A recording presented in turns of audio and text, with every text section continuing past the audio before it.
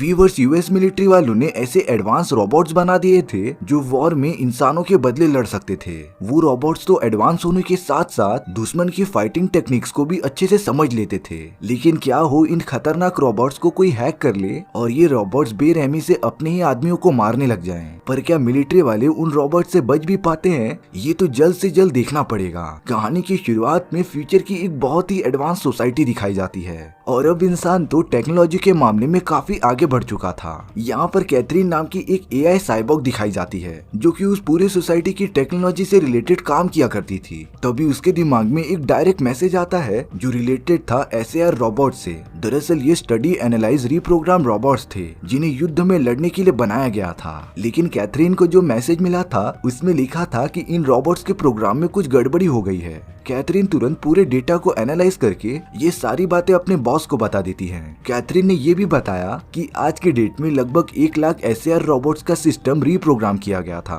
और ये बहुत ही चौंका देने वाली बात थी। यानी कि कोई तो है जिसने उनके सिस्टम से छिड़कानी की थी। उसका बॉस कैथरीन को इसके बारे में किसी को बताने के लिए नहीं कहता है और अब वो खुद इस पूरे केस को एनालाइज करेगा। अब हमें दूसरी तरफ बैन नाम का एक आर्मी सोल्जर दिखाया जाता है जो अपने एक साथी ड्रिफ्टर के साथ ट्रेनिंग किया करता था। ड्रिफ्टर को जब उनकी टीम की एक रिपोर्ट मिलती है तब वो बैन को बताता है कि उन्हें ट्रेनिंग एक्सरसाइज के लिए जाना पड़ेगा। बैन तो थोड़ा सा सोच में पड़ गया था क्योंकि उनकी टीम की ट्रेनिंग पहले से ही चल रही थी, इसीलिए बैन तुरंत मिलिट्री इंचार्ज के पास चला जाता है। वो इंचार्ज बैन को बता रहा था कि कमिटी ने डिसाइड किया है कि उसकी टीम को कॉम्बैट ट्रेनिंग के लिए हर्बिंगर आइलैंड जाना पड़ेगा क्योंकि उन लोगों ने जो एसएआर रोबोट्स तैयार किए थे उन्हें जल्द से जल्द ह्यूमन टेस्ट करने का भी ऑर्डर मिला था। इसीलिए बैन और उसकी पूरी टीम आइलैंड जाने की तैयारी करने लग जाते हैं। कैथरीन भी एज ए टेक्निकल एग्जीक्यूटिव उनके साथ जाएगी जो टेक्निकल तरीके से सभी को गाइड कर सकती थी। लेकिन कैथरीन बैन को उन रोबोट्स में हुई रीप्रोग्रामिंग एरर के बारे में कुछ भी नहीं बताती और अब वो सब मिलिट्री प्लेन में बैठकर वहाँ से निकल जाते हैं। कैथरीन तो बैन के टीम के सारे मेंबर्स को एनालाइज कर रही थी। वो तो सभी के बारे में सारी डिटेल्स जानना चाहती थी। कैथरीन नोटिस करती है कि रॉबिन्सन नाम के एक आदमी के आंख में भी उसी टाइप की एआई टेक्नोलॉजी यूज की गई थी जैसा कि उसके बॉडी के अंदर था। रॉबिन्सन तो कैथरीन को डराने के लिए उसके ऊपर गन पॉइंट कर देता है। लेकिन जब कैथरीन उन्हें बताती है कि वो किसी भी टाइप के डिवाइस को देखकर उसे कंट्रोल कर सकती थी, तब जाकर रॉबिन्सन थोड़ा घबराता है और अपनी बंदूक नीचे कर लेता है। कई देर तक ट्रेवल करने के बाद वो सब अपनी मंजिल की तरफ पहुंच गए थे। कैप्टन बैन अपनी टीम को सारे इंस्ट्रक्शंस देता रहता है। दरअसल ये सारी चीजें एक ट्रेनिंग थी जिसमें उन सोल्जर्स के सारे परफॉर्मेंस को मॉनिटर किया जाएगा। उनके आइलैंड पर पहुंचने के बाद वो एआई प्लेन वहां से चली जाती है और अब बैन अपनी पूरी टीम के साथ उस फैसिलिटी की तरफ चल पड़ा था। लेकिन फैसिलिटी सेंटर के अंदर कोई भी नहीं था। इस बारे में जानकर सभी लोग थोड़ा सोच में पड़ गए थे। वो फैसिलिटी तो पूरी की पूरी खाली थी, पर कुछ टाइम बाद वो लोग इन सभी बातों पर सोचना बंद कर देते हैं। लेकिन सिर्फ कैथरीन को ही असली खतरे का अंदाजा हो गया था, पर वो ये सारी बातें कैप्टन बैन को बताती ही नहीं। पर यही सारी चीजें आगे चलकर उनके लिए बहुत ही परेशानी बन जाएगी, इसका तो उन्हें अंदाजा ही नहीं होता। अब वो सब फैसिलिटी के एक बहुत बड़े जंगल में चले जाते हैं। बैन के कहने पर उसके टीममेट्स ने एक ड्रोन आसमान में छोड़ दिया था जिससे कि वो पूरे जंगल की एनालिसिस कर सके। कुछ ही दूर जाने के बाद कैथरीन को जंगलों में कुछ हलचल दिखाई देती है और ये हो न हो कोई खतरनाक चीज थी जो उन सभी सोल्जर्स पर नजर रख रही होती है। अब बैन अपनी टीम के साथ ट्रेनिंग लोकेशन की तरफ जाने लगता है। वहीं कैथरीन ड्रिफ्टर के साथ होती है। लेकिन अब अचानक उनके सामने बहुत ही एडवांस एआई ड्रोन्स आ गए थे। ड्रिफ्टर तो उन पर गोली चलाने वाला था, लेकिन कैथरीन उसे फायर करने से रोकती है। कैथरीन ने उन सारे ड्रोन्स को एनालाइज करना स्टार्ट कर दिया था। वहाँ दूसरी तरफ बैन और उसकी बाकी टीम ने भी उन्हीं ड्रोन्स को देखा था। तभी कैथरीन सभी को बताती है कि ये क्वांटम मॉडिफाइड एआई ड्रोन्स हैं जो उन सभी के परफॉर्मेंस को मॉनिटर करेंगे। यानी कि इन ड्रोन्स को मिलिट्री वालों ने ही उनकी प्रैक्टिस के लिए लगाया था। अब बैन और उसकी पूरी टीम बिना किसी टेंशन के ट्रेनिंग वाली जगह पर अपनी पोजीशंस ले लेते हैं। उन सभी के सामने कुछ फायरिंग रोबोट्स थे जिन्हें उन सभी को मिलकर खत्म करना था। बैन अपनी टीम के साथ मिलकर उन्हें खत्म करने का प्लान बनाता रहता है और अब वो सब प्लान के हिसाब से उन रोबोट्स पर फायर करना स्टार्ट कर देते हैं। वहीं वो सारे एआई ड्रोन्स उनके परफॉर्मेंस को मॉनिटर करते ही जा रहे थे।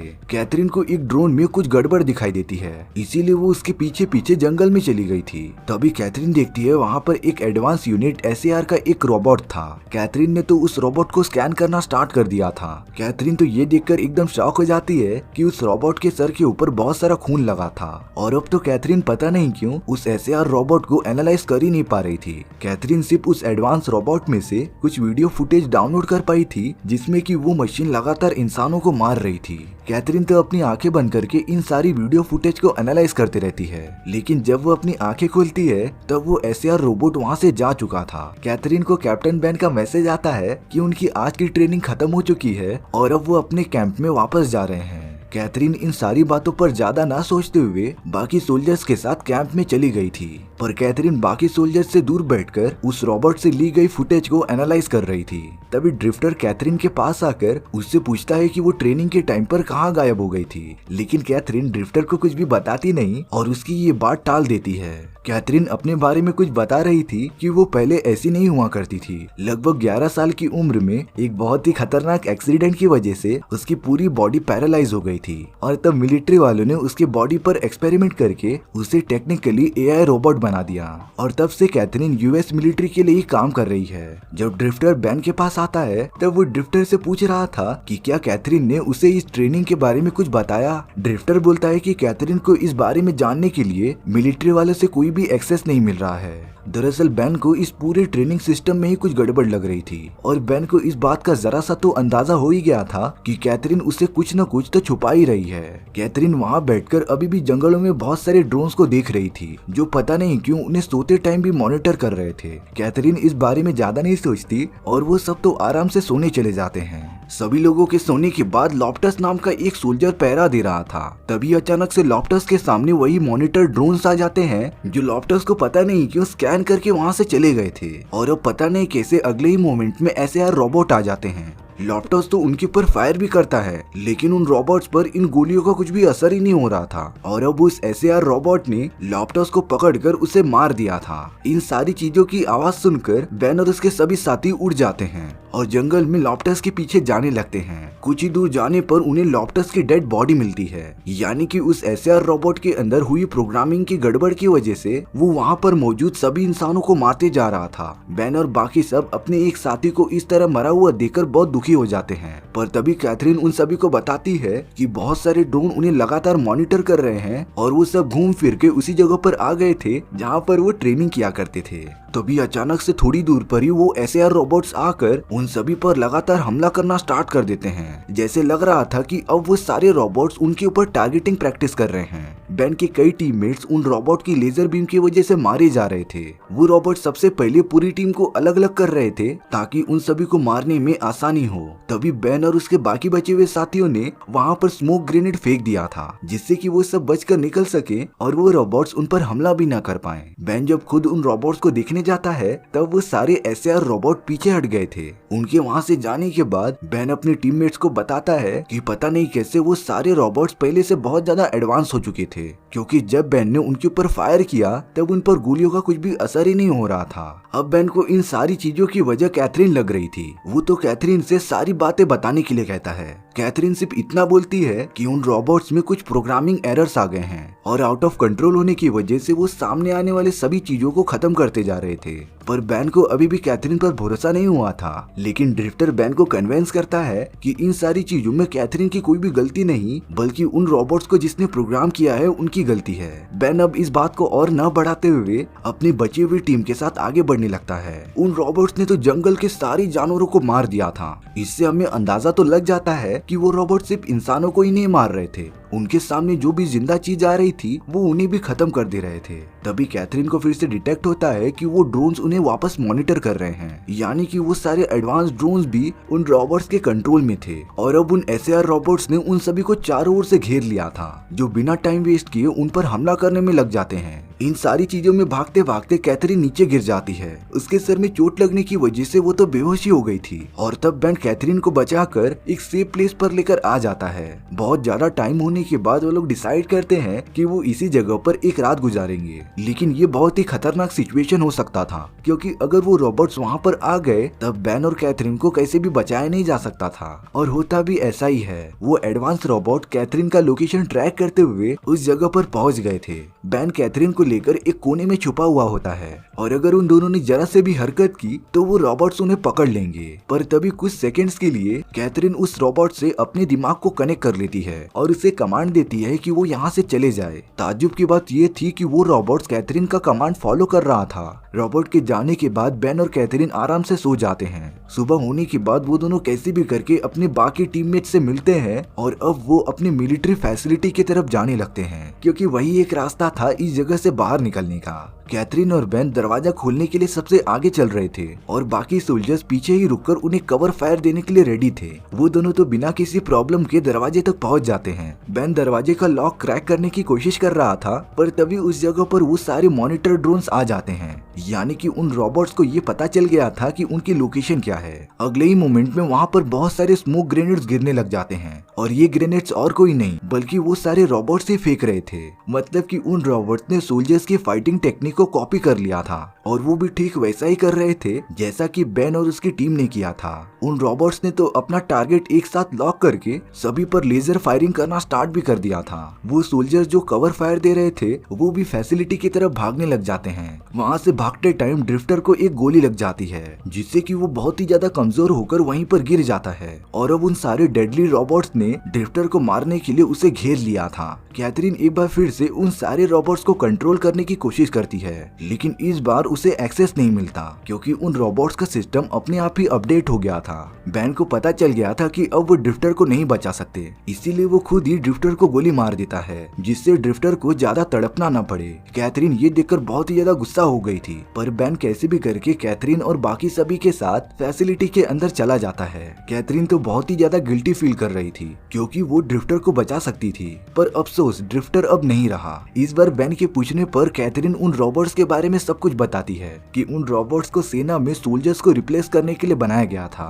उनके पास ये भी एबिलिटी थी कि वो दूसरों के मूवमेंट और चाल को देखकर सीख सकते थे। कैथरीन को सिर्फ इतना पता था कि कुछ दिन पहले उसे एक मैसेज आया हुआ होता है जिसमें कि इन रोबोट्स की रीप्रोग्रामिंग होने की डिटेल्स थी। इन सारी चीजों के बारे में जानने के बाद वो सभी लोग फैसिलिटी के अंदर चले गए थे और अब उन रोबोट्स ने तो दरवाजा भी काटना स्टार्ट कर दिया था। कैथरीन कंट्रोल रूम में जाकर अपने लोकल एक्सेस को पूरे फैसिलिटी के एक्सेस में कन्वर्ट कर रही थी ताकि वो फैसिलिटी से जुड़े रोबोट्स को कंट्रोल कर सके। इसके बाद कैथरीन बेन और बाकी सोल्जर्स को एक ट्रेनिंग रूम में लेकर जाती है जहाँ पर बहुत सारे SAR रोबोट्स के मॉडल थे। वो सब अभी डीएक्टिवेट मोड में होते हैं। बेन कैथरीन को वार्निंग देता है कि कुछ भी हो जाए वो इन रोबोट्स को एक्टिवेट नहीं करेगी। जब बेन और बाकी सब बाहर निकल रहे थे तब कैथरीन ने पता नहीं क्यों खुद को ही उस कमरे में बंद कर दिया था। कैथरीन एक रोबोट के पास जाकर उसे एक्टिवेट करती है। दरअसल वो इसीलिए ये सारी चीजें कर रही थी ताकि वो सभी रोबोट के सिस्टम पर एक्सेस ले सके क्योंकि ये सारे रोबोट्स एक दूसरे से बहुत ही ज्यादा कनेक्टेड थे और अगर उसने एक रोबोट को कंट्रोल कर लिया तब बाकी रोबोट भी अपने आप ही उसके कंट्रोल में आ जाएंगे। उस रोबोट के एक्टिवेट होने पर कैथरीन उसके सिस्टम से कनेक्ट होना स्टार्ट हो जाती है। वो SAR रोबोट कैथरीन को वॉइस कमांड की मदद से सारी इंफॉर्मेशन देता जा रहा था। कैथरीन उस रोबोट के सिस्टम में से ह्यूमन ट्रेनिंग प्रोग्राम को बंद करना चाहती थी लेकिन पता नहीं क्यों वो ऐसा नहीं कर पा रही थी। तब जाकर कैथरीन को पता चलता है कि जो मैसेज उसे 2 दिन पहले आया था वो और किसी का नहीं बल्कि इसी गार्डियन रोबोट का था। उन सभी में अपनी अपनी थिंकिंग पावर्स आ गई थी, इसीलिए उन्होंने खुद को ही रीप्रोग्राम करके पूरे सिस्टम को हाइब्रिड बना दिया था। कैथरीन फिर से उसके सिस्टम को एक्सेस करने की कोशिश करती है पर उसे इस बार एरर दिखा रहा था, यानी कि उन रोबोट्स ने फिर से अपने आप को अपडेट कर लिया था। वो गार्डियन रोबोट वहाँ पर मौजूद बाकी रोबोट्स को भी एक्टिवेट कर देता है और अब तो वो SAR रोबोट्स जो फैसिलिटी के बाहर थे वो दरवाजा तोड़कर अंदर घुस जाते हैं और अब सारे रोबोट्स कैथरीन को मारने के लिए उसके तरफ बढ़ रहे थे। तभी बेन और बाकी सोल्जर्स दरवाजा खोलकर SAR रोबोट्स पर हमला करने लग जाते हैं। कैथरीन कैसे भी करके दरवाजे के इस पार आ गई थी और उन्होंने तुरंत दरवाजा लॉक कर दिया था। बेन ने दरवाजे पर बहुत सारे बॉम्ब्स लगा दिए थे। उन रोबोट्स ने तो ये भी दरवाजा काट दिया था और अब वो बाहर निकलने लग जाते हैं। तभी अचानक से उस जगह पर एक बहुत ही बड़ा धमाका होता है जिसमें कुछ रोबोट्स मारे गए थे। बेन और बाकी सोल्जर्स को भी थोड़ी सी डैमेज हुई थी पर वो कैसे भी करके फैसिलिटी से बाहर निकल जाते हैं। उसी धमाके में कैथरीन ने उन रोबोट्स के अंदर EMP डिवाइस के ग्रेनेड्स देखे थे जिनका यूज सेल्फ डिस्ट्रक्शन के लिए होता था। अब वो सभी लोग आगे बढ़ना स्टार्ट कर देते हैं। उन रोबोट्स ने तो वहाँ पर मौजूद सभी लोगों को मार दिया होता है। इसके बाद कैथरीन वापस उसी फैसिलिटी में जाकर एक डिस्ट्रॉय हुए रोबोट के बॉडी से EMP ग्रेनेड्स निकाल लेती है। कैथरीन तो उस रोबोट की मेमोरीज में फुटेज देख रही थी जिसमें कि उनके साथियों को रोबोट्स ने मार दिया होता है। अब कैथरीन बेन के पास आकर उसे प्लान बताती है कि वो EMP ग्रेनेड्स का यूज करके गार्डियन SAR रोबोट को मार सकते हैं, क्योंकि इस टाइम पर वही बाकी रोबोट्स को कंट्रोल कर रहा था और इसके डिस्ट्रॉय होने पर बाकी रोबोट्स अपने आप ही खत्म हो जाएंगे। लेकिन इन सारी चीजों में खतरा बहुत था, पर बेन उसी के हिसाब से अपना प्लान बनाता है और सुबह होने पर वो सब अपनी अपनी पोजीशन पे जा चुके थे।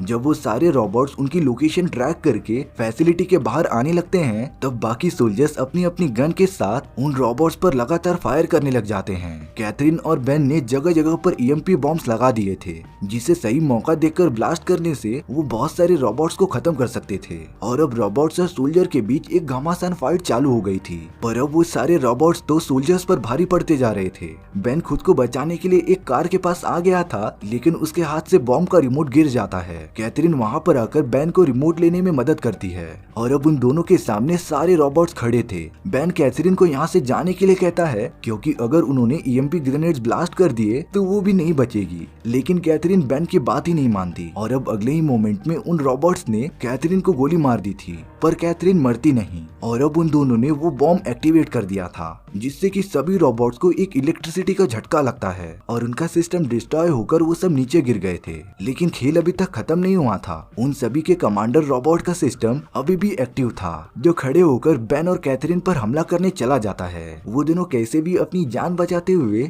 एक बिल्डिंग के अंदर चले गए थे। बेन तो लगातार उस रोबोट पर फायरिंग भी कर रहा था, लेकिन अब इसका कुछ फायदा नहीं है। उस SAR रोबोट ने बेन और कैथरीन को लाकर एक कमरे में फेंक दिया था। वो रोबोट बेन को जान से नहीं मारता, क्योंकि उसे ये कमांड नहीं मिले थे और अब वो तो कैथरीन को खत्म करने के लिए उसके पास जाने लगता है और अब लग रहा था कि कैथरीन नहीं बच पाएगी। तभी कैथरीन ने वहाँ पर मौजूद एक गन को एक्टिवेट किया और ऑटोमेटिकली अपने माइंड की मदद से उस SAR रोबोट के बॉडी पर फायर कर दिया, जिससे कि वो रोबोट का सिस्टम एकदम से शट डाउन हो जाता है। बेन की पूरी टीम को रेस्क्यू करने के लिए उस जगह पर मिलिट्री का हेलीकॉप्टर आ जाता है। कैथरीन जब अपनी आंखें खोलती है तब उसे उन सारे रोबोट का असली मिशन दिखाई दे रहा था और अब शायद से कैथरीन भी SAR रोबोट में कन्वर्ट हो गई थी। इसी के साथ हमारी ये कहानी यहीं पर खत्म हो जाती है। सो व्यूअर्स, आपको ये स्टोरी कैसी लगी प्लीज कमेंट सेक्शन में बता दो, और अगर आपको मेरा एक्सप्लेनेशन 1% भी अच्छा लगा होगा ना, तो वीडियो को लाइक एंड चैनल को सब्सक्राइब जरूर कर देना, क्योंकि सच में इससे मुझे बहुत ज्यादा मोटिवेशन मिलता है आपके लिए इसी तरीके की मजेदार स्टोरीज ढूंढ कर लाने के लिए। तो मिलते हैं नेक्स्ट वीडियो में।